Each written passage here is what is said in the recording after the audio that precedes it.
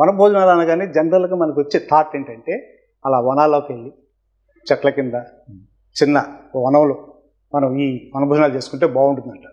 కానీ ఇప్పటి పరిస్థితుల్లో మీరు గమనించారో లేదో, ఎక్కువగా ఫంక్షన్ హాల్స్లో ఈ వనభోజనాలు చేస్తున్నారు. అవి ఘన భోజనాలు జన భోజనాలే కానీ వనభోజనాలు ఫంక్షన్ హాల్స్లో చేసేవి అవి కూడా. పగటి పూట ఉసిరి చెట్టు గాలి ఆరోగ్యం అనే కాకుండా వనాల్లోకి వెళ్ళడం వల్ల ఏంటంటే చాలా 99% చెట్లు పగటిపూట ప్రాణవాయువుని బయటకు వదిలి రాత్రిపూట బొగ్గు పొడుసు వాయువుని, అదే కార్బన్ డైఆక్సైడ్ని బయటకు వదులుతాయి. కాబట్టి రాత్రిపూట కాకుండా పగటిపూట చెట్ల కింద ఉంటే ఎక్కువ ఆక్సిజన్ శరీరానికి అందుతుంది. ఆక్సిజన్ ఎక్కువ శరీరానికి అందుతున్నప్పుడు ఊపిరితిత్తులు మళ్ళీ శక్తిని పునఃసంపాదిస్తాయి. దాని ద్వారా రక్తం శుద్ధి అవుతుంది.